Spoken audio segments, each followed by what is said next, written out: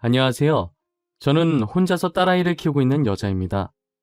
제가 이곳에 사연을 보내게 된 이유는 저와 남편 사이에 있었던 일을 이야기하고 싶어서인데요. 앞서 제가 저를 소개했을 때 혼자서 딸을 키우고 있다는 말처럼 저는 현재 남편과 살고 있지 않습니다. 남편은 살아생전 제게 잘못한 일이 있었는데 이젠 제게 용서받지 못하는 곳으로 영영 떠나버렸어요.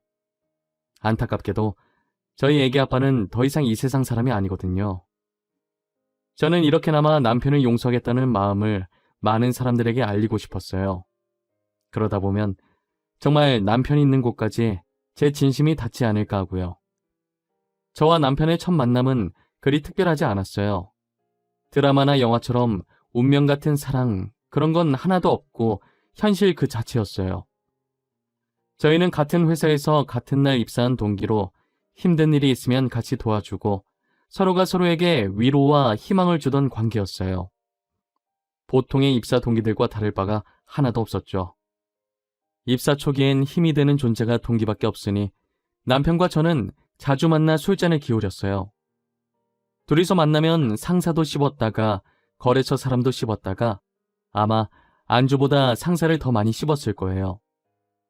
저희는 회사 마치고 둘이서 술 마시러 가는 게 습관이 되었을 정도로 자주 만났었어요.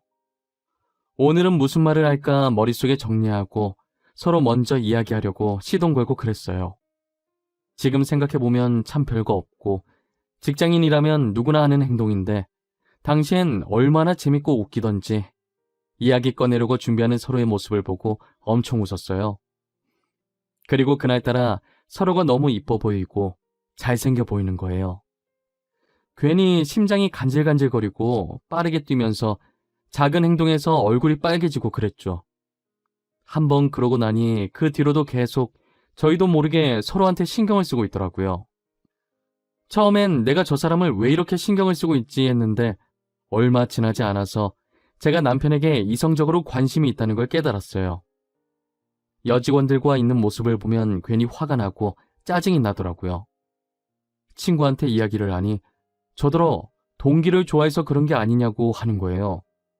저는 손사래까지 치면서 아니라고 했죠. 나 요즘 이상해. 매일같이 퇴근해서 술 마시는 동기 있거든? 근데 내가 요즘 그 동기만 보면 머리 정리하고 있고 옷 정리하고 있다니까? 뭐? 네가? 지금도 앞머리가 어디로 뒤집어졌는지 신경도 안 쓰는 네가? 지금 셔츠 단추 하나가 중간에 풀려있는 것도 모르는 네가? 진짜네? 야, 장난치는 거 아니고 나 진짜 진지하다고. 이렇게 아무렇게나 다녀도 신경 안 쓰는 내가 동기를 신경 쓰고 있다니까? 무슨 말이 필요해? 너가 그 동기 좋아하는 것 같구만. 너도 네 마음 알고 있는 거 아니었어? 그러니까 머리도 신경 쓰고 옷도 신경 쓰는 거겠지. 이걸 입 아프게 내가 다 말해줘야 알아? 에이, 설마. 내가 그 사람을 왜 좋아해? 좋아할 이유가 없잖아. 그렇다고 그 사람한테 반할 상황이 있었던 것도 아닌데. 그건 나도 모르지. 매일 술 먹으면서 정들었나 보지.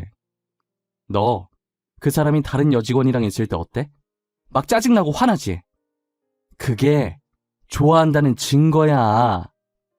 남편이 여직원과 있는 모습을 다시 생각해도 화나는 것이 친구 말이 맞았어요.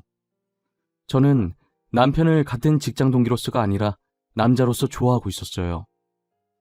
제 감정에 워낙 솔직한 사람이라 제가 남편을 좋아하고 있다는 사실을 알아차리고 거절당하든 말든 남편에게 고백해야겠다는 생각이 들었어요. 저희는 평소처럼 퇴근해서 술을 기울이고 있었고 상사를 씹어대고 있었어요. 하지만 다른 점이 있다면 서로가 서로를 너무 의식하고 있다는 점이었어요.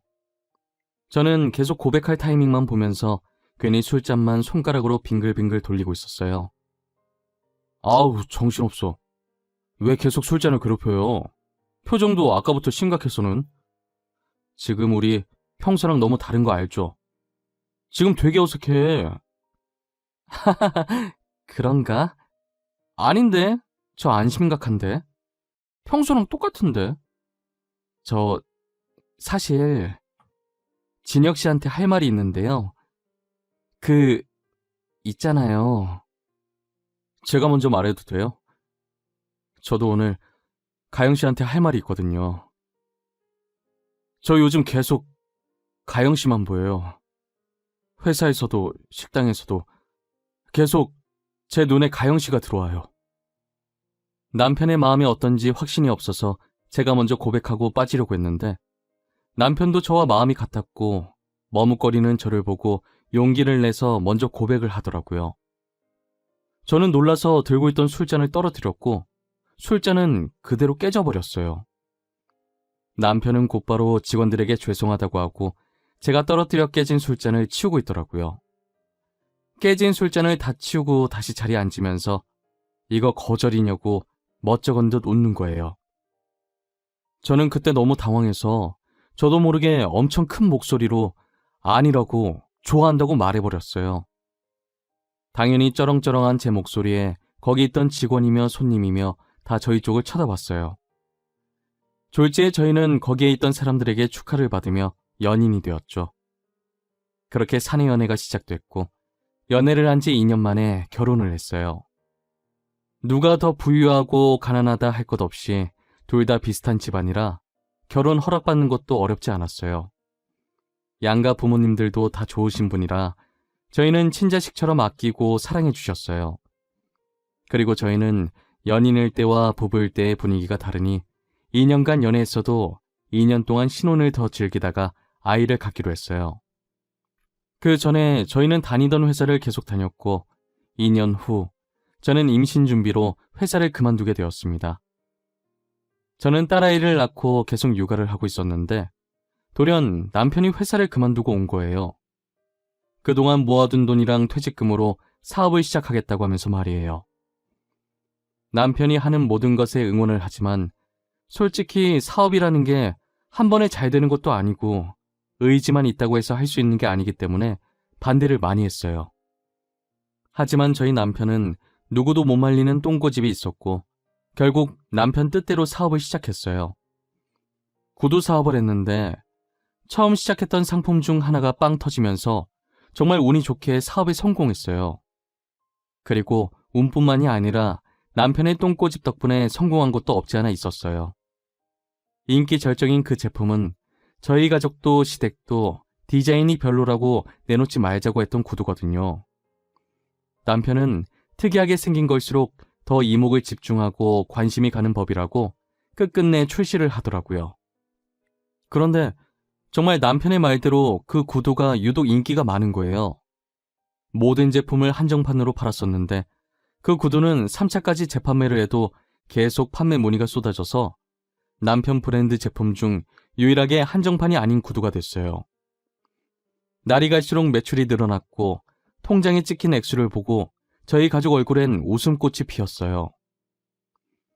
사람이 갑자기 큰 돈을 만지면 변하게 된다는데 저희는 변함없이 사이가 좋았어요. 남편도 연애할 때랑 마찬가지로 한결같이 저와 딸아이에게 잘했고요. 하지만 제 주변 친구들이 걱정을 많이 하더라고요. 야, 나 좀 걱정돼. 원래 갑자기 큰 돈 만지면 눈 돌아서 사람이 변한다잖아. 너네 남편이 지금은 안 그러지만 나중에라도 변하게 되면 어떡해? 꼭 우리 남편이 변하길 바라는 것 같다. 절대 그럴 일 없어. 우리 그이 연애할 때도 결혼한 지금도 한결같은 사람이야. 나는 그냥 걱정돼서 그러지. 조심해서 나쁠 건 없잖아. 언제 어떻게 변할지 모르는 게 사람 마음인데. 너의 오랜 친구로서 충고하는 거니까 한 귀로 듣고 한 귀로 흘리지 말고 좀 새겨들어. 아이고, 알겠습니다. 그래도 내 걱정해주는 건 너밖에 없다. 고맙다. 친구들은 남편이 언제 변할지 모른다고 늘 의심의 끈을 놓지 말라고 했지만 저는 남편을 믿었어요. 남편은 다른 사람과 다르다는 믿음이 강하게 있었거든요. 절대 변하지 않을 거라고, 어떤 일이 생기든 가정을 지킬 사람이라고 굳게 믿었어요. 10년이 지나서도 남편은 본인보다 저와 딸 생각 먼저 하는 사람이었어요. 그랬던 사람인데 점차 다른 사람이 되어가기 시작했어요. 매일 술에 찌들어서 집에 들어오길래 드디어 올 것이 왔구나 싶었죠.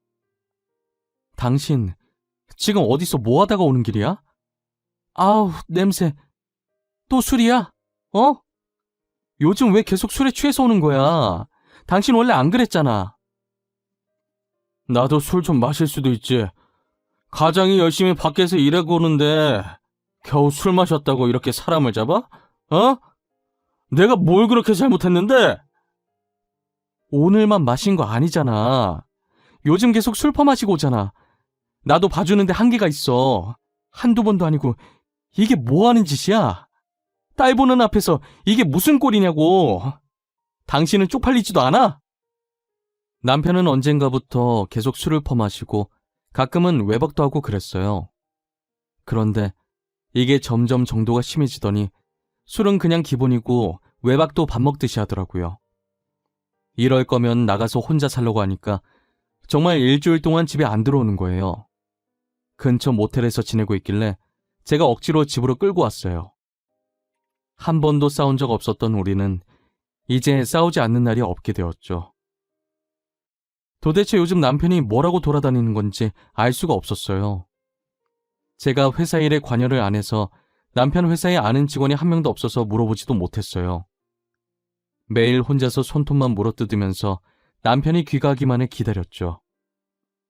남편은 역시나 술을 마시고 제가 누군지도 못 알아볼 정도 취해서 왔더라고요. 저를 붙잡고 3차 가자고 하는데 어찌나 술 냄새가 나던지 남편 얼굴에 토 안 한 게 다행일 정도였어요. 대충 남편을 침대에 눕혀놓고 옷 갈아입히는 걸 포기하고 겉옷만 벗겨서 정리했어요. 겉옷이 다 구겨져서 살짝 털었는데 종이 한 장이 떨어지더라고요. 펼쳐보니 남편이 술집에 간 영수증인 것 같은데 이게 일반 술집이 아닌 것 같았어요. 그때 머릿속이 번쩍하더니 제 눈이 남편의 핸드폰을 쫓고 있더라고요. 뭐가 그렇게 소중한지 남편이 휴대폰을 두 손으로 꼭 쥐고 있길래 뺏어 들었어요. 이미 술 취해서 인사불성이라 제가 휴대폰을 뺐는지 뭘 하는지 전혀 몰랐어요. 저는 남편 지문으로 휴대폰 잠금을 해제했고 제일 먼저 메신저를 들어가 봤어요. 사업을 하니 아무래도 연락하는 사람들이 많았는데 의심스러운 사람은 없더라고요. 괜히 의심한 건가 싶어서 다시 남편 손에 휴대폰을 쥐어주려고 했어요. 근데 그 순간 알림음이 들리는데 메신저 창이 잠깐 떴다가 순식간에 사라지더라고요. 제가 얼마 전에 불륜에 관한 내용의 프로그램을 본 적이 있었어요. 거기서 봤던 내용인데 요즘은 비밀 메신저라고 해서 알림이 왔다가 순식간에 사라져서 본인이 직접 따로 그 메신저의 잠금을 해제하고 확인을 해야 한다더라고요. 저도 TV로만 봤지 실제로 목격하게 될 줄은 꿈에도 몰랐어요. 하지만 제가 비밀번호를 몰라 그 메신저 잠금을 풀어볼 수가 없었죠. 저는 남편 겉옷에서 떨어졌던 영수증을 몰래 챙겨서 그 술집에 찾아가 보기로 했어요. 매일 술을 마시고 오니까 다음 날에도 분명히 갈 거라고 예상했어요. 그래서 다음 날 저녁에 찾아가 보니 역시나 남편이 거기서 술을 마시고 있더라고요. 옆에 여자 하나 앉혀놓고 둘이서 술잔을 기울이고 있는 거예요. 그 모습을 보는데 예전 저희 모습을 보는 것 같아서 너무 화가 났어요. 남편이 있는 자리로 가서 그대로 여자 머리채를 잡아당겼어요. 요즘 계속 술 마시고 다니더니 여기서 이러고 있었니? 어? 술집년이랑 노닥거리고 있었냐고. 하필 바람이 나도 왜 이런 술집년이야? 이 아줌마 뭐야? 다짜고짜 내 머리 왜 잡냐고. 오빠, 이 여자 뭐예요? 아닌 여자예요? 머리 좀 놔봐요. 아닌 여자? 네가 오빠라고 부른 남자 와이프다. 너 아주 잘 걸렸다. 안 그래도 스트레스 받는 일 많았는데 잘 됐네. 오늘 다 같이 죽자. 이리 와. 머리 좀 놔요. 내 머리 다 뽑히면 아줌마가 책임질 거야? 계속 이러면 나 아줌마 폭행죄로 신고할 거야. 그런 줄 알아. 내가 무서워할까봐? 니녀는 상간녀 소송에 정신적 피해 보상까지 청구할 거야. 그래, 누가 손해인지 한번 해보자고. 저는 여자의 머리채를 잡고 마구 흔들었고 제 힘에 못 이겨 여자가 휘청이다가 넘어졌어요. 다시 머리채를 잡으려고 하는데 남편이 제 앞을 막더니 저를 끌고 나가더라고요. 그렇게 집까지 왔고 저는 집에 도착하자마자 남편의 뺨을 사정없이 때렸어요. 그리고 그대로 방으로 들어왔고 남편은 다시 밖으로 나가더라고요. 혹시나 딸이 깨기라도 할까봐 화도 못 내고 베개에 얼굴을 묻은 채 소리 없는 고함을 지르고 눈물 콧물 다 흘리며 난리를 부렸어요. 이혼을 하고 싶었지만 저희 사이엔 딸이 있었기 때문에 마음대로 할 수가 없었어요. 어린 딸이 중학교도 가야 하고 아직 갈 길이 먼데 아빠 없는 아이로 만들 수 없었거든요. 아이가 상처받는 게 죽는 것보다 싫어서 저만 참으면 될 것 같았어요. 어차피 이혼 안 할 건데 남편이 뭐라든 신경을 쓰지 않기로 마음먹었어요. 그런데 엎친 데 덮친 격으로 남편 불륜 사실에 마음을 가라앉히지 못한 채 친정 아버지까지 사고로 돌아가시게 된 거예요. 제가 차를 잘 몰라서 설명을 들었지만 용어들을 몰라서 자세히 알아듣지는 못했는데 대충 저희 아버지가 신호를 기다리고 있었고 아버지가 서 있던 길 위쪽이 오르막길이었대요. 그 오르막길에 화물차 한 대가 주차되어 있었고 그 화물차에 결함이 있었는지 파킹 브레이크가 고장나 화물차가 움직이기 시작하면서 아버지를 덮친 거예요. 구급차에 실려왔을 당시엔 의식이 있었는데 병원에 도착하기 직전에 사망했다고 하더라고요. 저한테 왜 계속 이런 일이 생기는 건지 제게서 아버지를 뺏어간 하늘이 너무 원망스러웠어요. 신이라는 게 정말 존재한다면 저한테 왜 이러는 건지 따지고 싶었죠. 어머니는 이미 충격에 혼절하셨고 저라도 정신 차리고 아버지 장례식을 지켜야 했어요. 저는 남편에게 아버지 부고 소식을 전했는데 아무런 답이 없더라고요. 장례식 지내는 내내 남편의 머리카락 한 올도 보이지 않았어요. 친인척들이 남편 어디 있냐고 물을 때마다 해외 출장 가서 못 오고 있다고 대충 둘러댔어요. 가영아, 장례식 내내 곽서방이 안 보인다. 설마 곽서방 아직 안 온 거야? 에이, 설마 안 왔겠어? 잠시 화장실 갔거나 우리랑 타이밍이 안 맞았겠지. 아, 저희 남편이 해외 출장을 갔는데 올 수 없는 상황인가 봐요. 오려고 했는데 일이 잘 안 풀려서 못 간다고 미안하다고 연락 왔어요.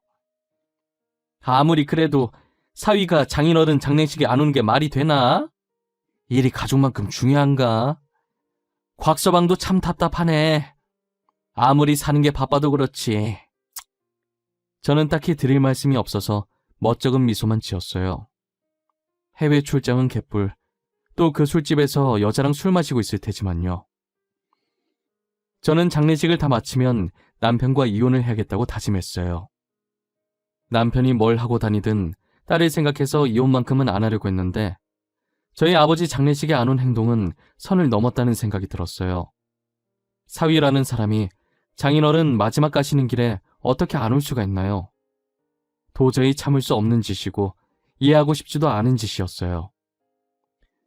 친정에서 아버지 유품을 정리하고 늦게 집에 왔더니 남편이 안방 침대에 누워서 자고 있더라고요.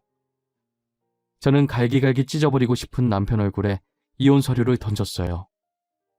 남편은 갑작스럽게 날라온 종이에 놀라는 듯 하다가 이혼 서류라는 걸 확인하고 무덤덤하게 비어있는 부분을 작성하고 도장 찍더라고요. 저는 더 이상 말 섞고 싶은 마음도 없어서 딸아이를 데리고 친정으로 갔어요. 그렇게 저희는 합의 이혼을 하고 길다면 길고 짧다면 짧은 13년이라는 시간 동안 한 집에서 함께 해왔던 결혼 생활을 끝마쳤어요. 막상 이혼을 하고 나니 속이 시원하고 자유를 되찾은 것 같았어요. 제가 무엇을 하고 다니든 더 이상 제 일에 관여할 사람도 없었고 저도 스트레스 받으면서까지 누군가를 신경 쓰고 참견할 일이 없었죠. 저는 남편에게 받은 위자료와 그동안 제가 모아왔던 돈으로 조그만 카페를 하나 차렸어요. 행복했고 아팠던 지난 과거들은 모두 잊고 딸과 함께 만들어갈 미래를 위해 새 출발을 준비했어요. 매출이 엄청난 편은 아니었지만 적자 나는 건 아니라서 즐겁게 하고 있었어요. 딸은 나이에 비해 철이 빨리 든 건지 아빠 이야기하면 제가 속상해할까봐 아빠 얘기는 단 한 번도 하지 않았고 말썽도 안 피우고 씩씩하게 잘 지내주었어요. 혹시나 딸이 아빠 만나고 싶다고 하면 말릴 생각은 없어요. 딸을 세상에서 태어나게 해준 사람인데 제가 어떻게 연을 끊으라고 하겠어요. 딸은 남편을 만나도 저만 남편이랑 안 마주치면 되는 거죠. 그렇게 혼자서 딸을 키운 지 4년이 흘렀고 저는 이혼 후 남편의 소식을 듣지 않았어요. 아마 못 들었다는 표현이 더 정확하겠지만 저한테 들어온 소식이 하나도 없었어요. 저는 평상시처럼 카페 오픈 준비를 하는데 예전에 남편과 같이 다녔던 회사 직원한테 연락이 온 거예요. 간만에 온 연락이라 무슨 일인가 싶어서 메신저를 확인해 봤더니 부고장이더라고요. 부모님 중에 돌아가신 건가 하고 고인 이름을 확인하는데 저희 남편 이름인 거예요. 저는 바로 문자를 준 직원에게 전화를 걸었어요. 과장님, 방금 보내주신 문자 뭐예요? 이거 저희 애기 아빠 이름 아니에요? 고인 이름 적는 칸에 애기 아빠 이름이 왜... 가영씨, 놀라지 말고 들어. 오늘 새벽에 진혁씨 사망했대. 암으로. 나도 가영씨랑 진혁씨 이혼한 거 알고 보낼까 말까 고민 많이 했는데 안 보내는 건 예의가 아닐 것 같아서. 아, 네. 그러셨구나. 잘하셨어요. 보내주셔서 감사해요. 인사가 늦은 것 같은데 잘 지내세요? 나야 뭐 똑같지. 여전히 회사 잘 다니고. 에휴, 이런 일로 연락하게 될 줄은 몰랐는데. 미안해. 이혼한 사이긴 하지만 그래도 애 아빠니까 잠깐 들렀다가 나도 퇴근하고 들러야겠네. 알겠어요. 알려주셔서 진짜 감사해요. 다음에 시간 되면 한번 봬요. 고인이 정말 애기 아빠가 맞았고 새벽에 암으로 세상을 떴다더라고요. 저는 놀라서 일이 손에 잡히지 않았고 다른 직원에게 부탁하고 집으로 돌아왔어요. 4년 만에 듣는 소식이 부고 소식이라니 너무 충격이었어요. 남편 장례식장에 가야 하나 말아야 하나 고민을 엄청 많이 했어요. 솔직히 아버지 장례식에 안 온 게 괘씸해서 안 가고 싶은 마음이 컸거든요. 그런데 과장님 말처럼 애기 아빠고 같이 산 세월이 있는데 안 가는 건 인간의 도리가 아닌 것 같더라고요. 저는 딸의 학교에 전화해서 담임 선생님께 사정을 설명드린 뒤 조퇴를 시켰고 딸이 집에 들어오자마자 검정 옷으로 바꿔 입히고 장례식장으로 향했어요. 아직 낮이라 퇴근 시간이 아니다 보니 사람이 별로 없고 한적하더라고요. 시어머니는 저희를 발견하고는 와줘서 고맙다고 조심스럽게 끌어안아 주었어요. 보조금 넣고 절만하고 나오려고 했는데 시댁 식구들이 밥이라도 먹고 가라고 저희를 붙잡는 거예요. 딸도 배고프다고 먹고 가자고 해서 억지로 앉아서 밥을 먹고 있었어요. 딸은 정말 배고팠는지 제 것까지 해서 밥을 2그릇이나 먹더라고요. 저는 도저히 목구멍으로 밥이 안 넘어가서 한 숟가락밖에 먹질 못했어요. 딸에게 국을 조금 더 주려고 그릇을 들고 일어났는데 누군가 저를 찾더라고요. 입구로 나가보니 배달원 한 분이 꽃바구니를 들고 서 있는 거예요. 저를 왜 찾냐고 하니 남편이 제게 보냈다고 하면서 받으라고 하시더라고요. 남편 죽었는데 어떻게 보냈냐고 했더니 배달원은 자신도 그것까진 모른다고 했어요.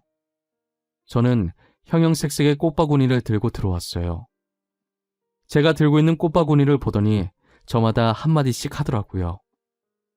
장례식장에 저 꽃은 좀 아니지 않아? 알록달록한 게 여기랑 전혀 안 어울리는데 무슨 생각으로 여기서 저런 꽃 배달을 받은 거래? 죽은 남편이 보냈다잖아. 그게 가능한 일인가? 죽은 사람이 배달을 어떻게 보내? 사람이 언제 죽을지도 모르는데 자기 죽을 날 알고 미리 주문한 건 아닐 테고. 누가 장난친 거 아니야? 남의 장례식장에 엿먹으라는 것도 아니고 뭐 하는 짓이람? 저건 죽은 사람한테 예의가 아니지. 안 그래? 사람들은 꽃바구니를 가리키면서 수근수근거렸고 저는 당황해서 어쩔 줄 몰라 하고 있었어요. 그런데 딸아이가 꽃바구니를 유심히 보다가 꽃 사이에 끼어있던 편지를 꺼내더라고요. 편지 봉투에 제 이름이 적혀 있는데 남편의 글씨체가 맞았어요. 저는 조심스럽게 봉투에서 편지를 꺼내보았어요. 남편의 글씨체가 한 장 가득 빽빽하게 적혀 있더라고요. 남편이 뭐라고 쓴 건지 내용을 찬찬히 읽어보고 저는 입을 틀어막고 울었어요. 남편이 변하기 시작했을 때 남편 회사가 위태로웠었더라고요. 저는 회사 일에 전혀 관여를 안 해서 몰랐었어요. 혹시나 회사가 망하면 빚덩이에 안게 될 텐데 저한테까지 피해갈까봐 그 전에 저와 이혼하려고 일부러 바람피고 저희 아버지 장례식장에도 나타나지 않은 것이었어요. 그래도 마지막 가시는 길을 봤다고 하더라고요. 저희가 납골당으로 갈 때 몰래 뒤에 따라와서 저희가 간 뒤 아버지께 인사를 하고 갔대요. 그리고 딸은 남편이 저와 왜 이혼을 하려고 했는지 알고 있었고 저한테 말하려고 했지만 남편이 신신당부하는 바람에 말을 못했다고 하더라고요.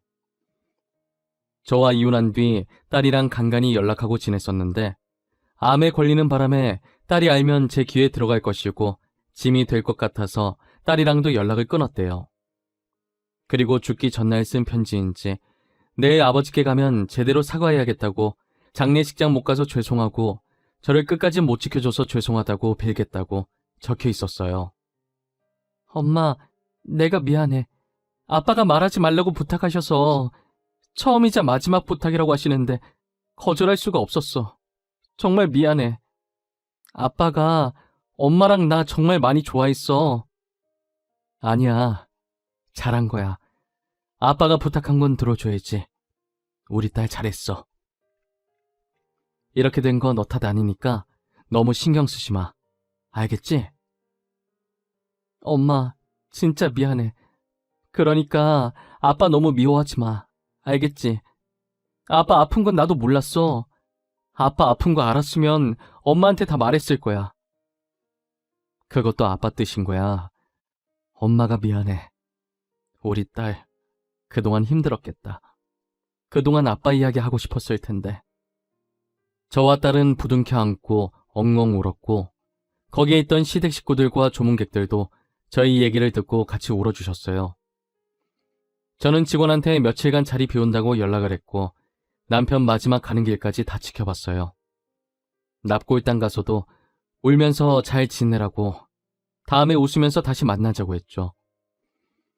남편이 힘들었던 걸 왜 그동안 몰랐을까? 내가 조금이라도 관심을 가졌다면 알았을 텐데 무심했던 건 남편이 아니라 저였다면서 자책을 했어요.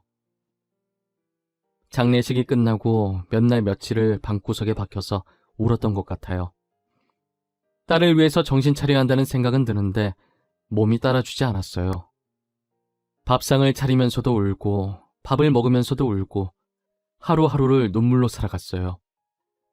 남편의 유품을 정리하러 남편 집에 갔는데 저희가 살던 집 그대로 살고 있더라고요. 저희가 연애하던 시절 착용했던 커플 아이템부터 저희 딸이 아기 때 입었던 옷까지 남편은 전부 보관하고 있었어요. 저희 추억이 가득한 물품을 보고 또 얼마나 울었는지 몰라요. 저도 남편처럼 버리지 않고 가져가야겠다는 생각에 따로 빼놨었어요. 치우고 보니 옆에 다른 상자도 하나 더 들어있더라고요. A4 크기의 되게 얇고 작은 상자라 뭐가 들어있을지 예상도 안 됐어요. 조심스럽게 열어봤는데 집문서 하나가 나오는 거예요. 아마도 이 집 집문서인 것 같았는데 분명 부도됐으면 집도 같이 날아갔을 텐데 어떻게 여기에서 계속 살고 있는지 의문이 들긴 했었어요. 그래서 집문서를 자세히 봤는데 이 집이 저희 딸 명의로 되어 있더라고요. 아무래도 남편이 부도되기 전에 딸의 이름으로 명의를 이전한 것 같았어요. 이미 저와 이혼했고 딸은 제가 데리고 와서 양육권도 제 쪽에 있으니 남편 회사가 부도 처리되어도 서류상 남남이라 저희 쪽엔 영향이 가지 않았거든요. 집문서 제일 뒷장에 포스트잇이 하나 있었는데 글자를 보니 이것도 남편 글씨였어요. 줄 수 있는 게 이것밖에 없어서 미안하다는 내용이었죠. 저는 무슨 일이 있어도 절대 이 집을 팔지 않기로 했어요. 그리고 살고 있던 집을 처분하고 딸과 같이 다시 이 집에 들어와서 살았어요. 남편의 물건도 치우지 않고 따로 한 곳에 모아뒀고요. 딸도 다시 이 집에 들어오게 되니 엄청 좋아하더라고요. 새 가족의 추억이 담긴 집이라고 하면서요. 다시 이 집에 들어온 게 그렇게 좋아? 전에 살던 집이 더 넓지 않아? 넓고 좁은 건 상관없어. 난 이 집이 좋아. 아빠랑 같이 살았던 곳이잖아. 아빠랑 같이 있는 기분이야. 나는 절대 이사 안 할 거야. 결혼해서도 여기 살 거야. 네가 결혼해서 여기 살면 나는 어디서 살라는 말이야? 엄마 내쫓으려고? 아니, 엄마도 같이 살면 되지. 난 엄마 모시고 사는 남편 만날 거거든. 이 집에서 엄마랑 나랑 남편이랑 셋이서 살 거야. 무조건. 딸은 여기로 이사 온 뒤로 웃음이 더 많아졌어요. 저도 마찬가지고요. 남편이 아직 결혼 사진을 안 찍었길래 더 예쁜 액자에 넣어서 거실에 있는 협탁 위에 올려놨어요. 재산 분할하는데 남편 사망보험금도 제 앞으로 되어 있는 걸 발견했어요. 저는 남편 보험금을 따로 통장을 만들어서 보관 중이에요. 남편이 나중에 딸 결혼할 때 쓰길 바랄 것 같아서 건들지 않고 있어요. 저는 지금 딸과 소중한 추억을 쌓으면서 열심히 살고 있어요. 매일은 아니라도 일주일에 한 번씩 남편 납골당에 찾아가 한 주 동안 있었던 일을 말해줘요. 선선한 바람이 들어올 때마다 남편이 듣고 있을 것 같은 느낌이 들곤 하죠. 언젠간 남편을 다시 만나는 그날만 손꼽아 기다리고 있어요. 다시 만나게 되면 살면서 행복했다고, 모든 것을 용서했다고 말해주고 싶어요. 제 긴 이야기는 여기서 끝내보려고 합니다. 여러분들도 사랑하는 사람이 있다면 지금 이 순간 뜨겁게 사랑하시길 바랄게요.